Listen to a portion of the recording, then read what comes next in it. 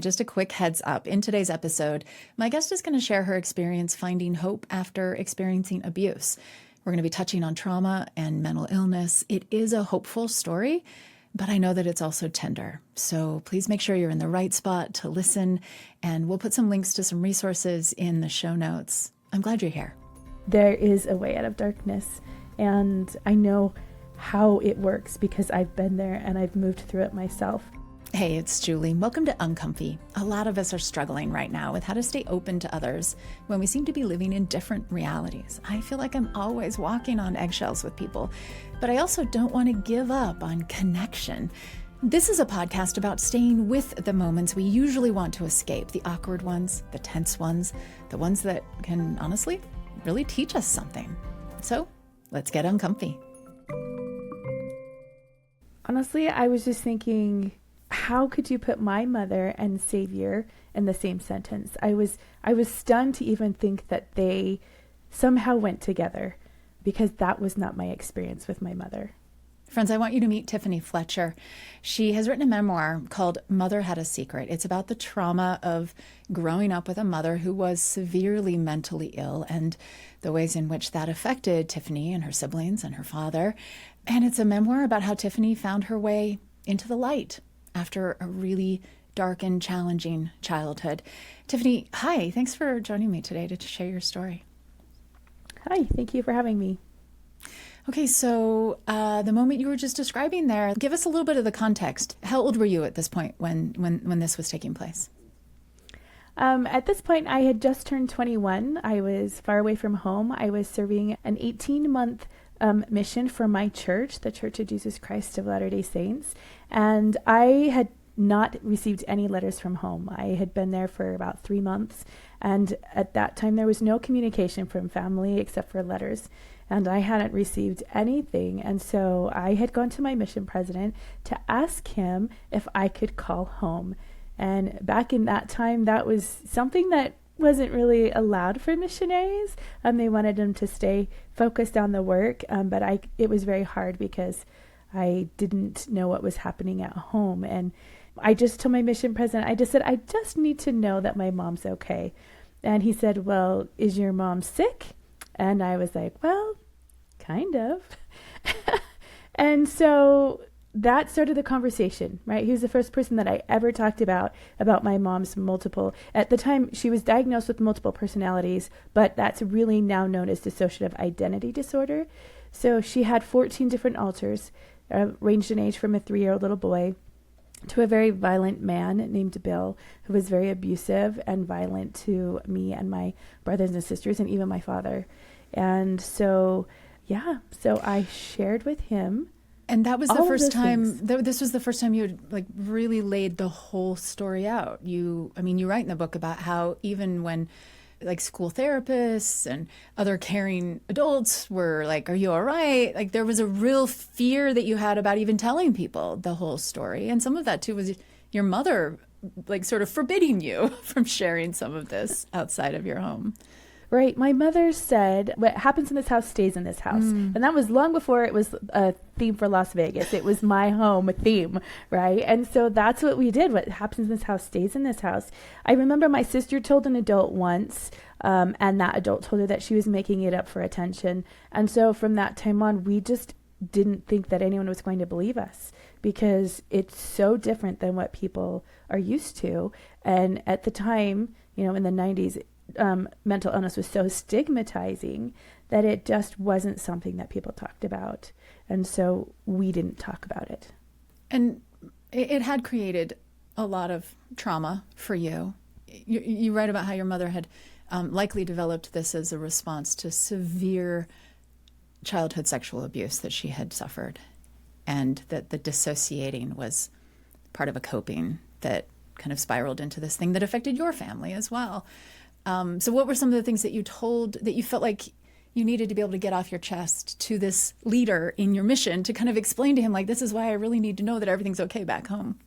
So when my mom's violent alter came out, he was very, very violent. As I said, when my older sister said that she was going to go on a mission, Bill came out, took a butcher knife from the butcher block in our kitchen, and threatened to kill her with it.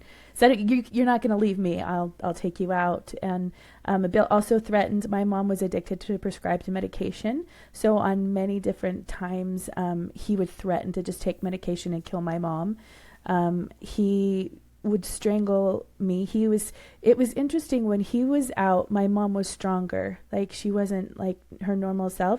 So he could, when she was Bill and he was out, like, she could put her hand around my neck and she could lift me up against the wall and strangle me against the wall and hold me there, and threaten me. And so all of these things happen. And because I was the second oldest of 6 children and I still had siblings at home, I was really concerned for their welfare. And my dad, I love my dad. He is a good man. At the time, I just don't think he knew what to do either. And he worked a lot and was gone from home a lot. And he was a mechanic, so he worked sometimes up to 3 to 4 jobs just to take care of a family of 8. And so because of that, I knew my siblings were at home and it could be trouble. And so I just needed to know that they were alive. I needed to know that they were well. And I told him. Told him all of those things, that I even told him about the abuse that my mother had, and that's why the dissociation happened. So I told him, I really laid it all out. I'm sure he was probably, in my mind, he was probably thinking, wow, you kind of like his hair come blown from a back, crazy family, right? Wow, that sounds crazy. Gosh. So yeah. And okay, and so this is the moment where he says something that causes you to have that moment of shock that you were describing a moment ago, but also turns out to be a real important moment for you in your life. So you lay this all out for him, and he says what to you, Tiffany? Well, he was quiet for the first little bit, and he looked like very pensive. I'm sure he was praying. I'm sure he was asking what to say in that moment. But then he said, well, it sounds to me like your mother was your savior. And I was shocked. I couldn't figure out how he could say that about my mother, again, because that wasn't my experience with her. At that point, my mom was the person who hurt me, right? She was my abuser. She was the person who made life really hard for me. And to call her my savior, I just couldn't understand how that could correlate together. So I sat in that for a little bit before I even said anything, just trying to process what that even meant. Right. So I asked him, I said, how do you mean? And he said, well, someone who's generally abused as much as your mother often perpetuates the cycle. And he specifically asked me if I had been sexually abused, and I said no. And he said, that's because your mom built a bridge and stopped it. And he said, I have no doubt that your childhood memories are hard, but they are nothing compared to what your mother experienced on a daily basis. And because she built a bridge and stopped it, your childhood was better than hers, and your children's childhood will be better than yours, and the cycle will heal. Which, for me, was profound. In what ways? I think for 2 reasons. One, I was thinking about myself and my pain, but I had never thought about my mother's pain and what she had gone through. I had only thought about how she was hurting me and causing my pain.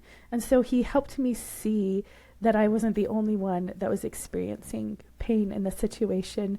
And 2, he helped me see my mom as a child of God, as someone who God loved dearly and who was hurting.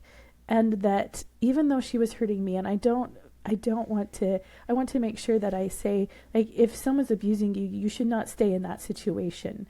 In this case, however, my mother, her abuse was less than what she had experienced. And now, as a mother of 5, my children don't even know what abuse is, other than what they've read in my book and what they see on TV, because the cycle did heal. And my mission president was absolutely right. And that changed everything for me from that moment, to forgive her for being my abuser and to see her as a child of God herself and to feel her pain and recognize it was there. It was life-changing for me. But he was, what did he tell you were supposed to do about that? It sounds like part of it was like change your perspective on her. Was he telling you must forgive her? You must go back into that environment? What was the instruction, or what was the action? So this was at the beginning of my 18-month mission. So at the beginning, he told me that I could call, and I did, and everyone was fine. And I think that that's what I really needed most, was just to tell someone, you know. But he was very supportive of me throughout my mission experience. And the beauty of it is, at the time, I don't know if this is still a thing, but as a mission president, he had a scholarship that he could give to missionaries. And so he gave me a scholarship to Rick's College so that when I came home, I was there for 1 week and then I left. He did not want me to go back in that environment, and he provided a scholarship for me to go to school so that I didn't have to worry about paying for it. It was all taken care of. And I think that time for me at Rick's College and my mission was very much a time of healing for me. I was on the women's committee and helped with the women's conference. And I remember it was the first time my mom came into my world, and I was so worried about it because no one there. So this was like mom. a mother's weekend as college. A mother's weekend. Yeah. Where people were having their moms come on campus where you were a student. And this is a Church of Jesus Christ of Latter-day Saints sponsored university in small town Rexburg, Idaho, right? So, okay, so she's coming from, you grew up in, was it Utah? I grew up in Roy. I grew up in Roy, Okay, so Utah. small town Utah. Yeah. All right. Small town Utah, yep. And she was coming to visit me, and it was really a healing experience for me. She had got some help for her addiction, and she at the time was sober, and she was able to just spend some time with me, and it was really beautiful and very healing for me. Of course, she didn't stay sober, and she actually died of a prescription drug overdose when she was 49, but there are moments that I was able to feel her as my mother, and really I treasure those moments. Yeah. I was going to ask what you think might have been different, or what you might have missed out on if you hadn't been confronted in that way by your church leader when you were 21 and far from home, and he says to you, look at her differently because she's done you some favors here. What you might have missed out on. I don't know. Do you think about that sometimes?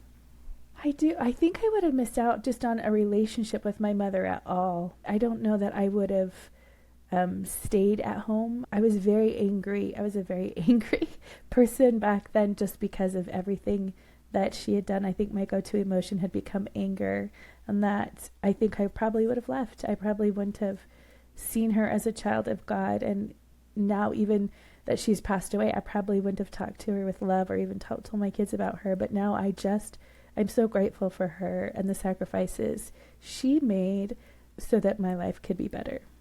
Thank you for sharing such a personal story, Tiffany. When you talked about the ways in which she created a bridge, and then you've created a further bridge away from abuse for your kids, like that was the thing your mission president was saying, like she was a bridge. Now you finish building the bridge, stop the cycle. What do you think now about what you give her credit for? Were there things she did that, to the best of her ability, she was trying to protect you? I do think so. I think that she took things on internally, like instead of externally trying to push things and her emotions. And I think that that's why, she had the altars, because she was trying so hard to just take it all in so that she wouldn't have the fallout that she experienced as a child. And I really do think that I did still visit my grandfather when I was young. Like, she allowed Who was her abuser? Her father who was her abuser. Yes. And so we did visit him when we were young, and she still we even lived next to him when I was younger. But I remember confronting my grandpa when actually I was at Rick's College, because he lived in Pocatello at the time, and my mom came to visit, and my grandpa came, and I remember sitting in the car, and I remember saying, "Grandpa, I know what you did to Mom." And he said, "I know." And I said, "Why did you do it?" And he said, "I was a really bad man back then." And I said, "Have you ever told her that you're sorry?" And he's like, "Well, sorry is never enough." And I said, "But have you said it?" And then he turned to my mom and he said, "Vicky, I'm sorry." And it was a really healing moment, I think, for all of us. But I tend to talk about the things that are uncomfortable because I feel like it's important that we talk about them. Cycles aren't broken if we sit in silence. And we can't heal if we're silent. And so it's important to have those uncomfortable conversations, because that's where healing comes, and that's where we're no longer keeping secrets and we are allowing healing in. And so I don't know, I just felt like it's important to have those conversations. I understand that you are now pursuing a degree in clinical psychology, right, to mental health counseling. Is that because of what you experienced with your mother? And what do you hope to be able to do with that training? Yeah, I actually start my internship on Monday for clinical mental health counseling. The interesting thing is I never, this is something that I never looked for. I remember I used to do a lot of speaking events for when my book came out. And I found it very interesting. Like, it was scary for me when people with mental illness came to me and said, hey, like, I have mental illness too. And I was like, oh, that's hard. I was very much uncomfortable around people who had mental illness because of my experience with my mother. It meant fear to me. But I feel now that my kids, my oldest is graduating and I have time on my hands, I feel called and led to this, to be able to help people who've experienced trauma find their way out of darkness, because there is a way out of darkness. And I know how it works because I've been there and I've moved through it myself. And so my hope is that anyone who's experiencing trauma, or anyone who feels like they're in darkness, that they can find those tools that will help lead them towards the light and bring them the hope that they need to keep on moving and recognize that there is still joy to be had on the other side of their pain. And that is really my hope in being a counselor, is to help people with that. What is the first step that you will impart to these clients who have experienced trauma and are in darkness? Where does it begin, the healing? It begins by seeking the light, by seeking those things that bring light to your lives. For me, that light was the Savior, Jesus Christ. Like, he was my light. Like, just being able to focus on him and realizing that we're not alone. Just realizing that you're not alone, just knowing that other people are out there who have experienced the same things and they've got through it, and you can too. I think hope is huge. When you think that you're in a stormy sea and the boat is being tossed all over and you are just feeling like you're going to drown, like, hope doesn't come when you reach the shoreline. Hope comes the moment you see the lighthouse on the shore, because you know that just ahead there is safety and that there is peace, and that if you can just hold on till you get to that light, you're going to be okay. So we've got to find that light. We've got to find that hope. And that is what brings us to the shoreline, and that's what brings us to a place of safety. Tiffany Fletcher's memoir is called Mother Had a Secret, and you can find her on Facebook and Instagram. She is Tiffany Young Fletcher. She's working on a new book. She's going to be self-publishing before too long. Tiffany, thanks so much for sharing your story. You're sharing your light with us today. Thank you for having me. It's been a pleasure. And thank you for getting uncomfy with us today. I'd love to hear your experiences, leaning into connection, having a change of heart, finding an opportunity for an uncomfy conversation that can lead to healing. Email uncomfy@byu.edu or connect with us on social media. We are at uncomfy.podcast on Instagram. Let's keep the conversation going. Uncomfy is a BYU radio podcast. Samuel Benson produces it, and the team includes Maggie Mathis and Abby Karras. Our theme music was composed by Kelsey Ney. I'm Julie Rose. Can't wait to get uncomfy with you again next week. If you're like me, sometimes you just need a fresh voice in your podcast listening queue to shake things up a bit. And that's why I'm here to recommend The Lisa Show from BYU Radio. It's hosted by Lisa Valentine Clark. She's a widowed mother of 5. She's an actress and comedian, and she knows that real life is messy, but she's here to say you're not alone. Each episode of The Lisa Show explores the everyday struggles we all face, like struggles in parenting, mental health, relationships, social issues, all while also unpacking how to live a happier, healthier life. So catch The Lisa Show from BYU Radio on the BYU Radio app or on any podcast listening app. New episodes drop every Tuesday.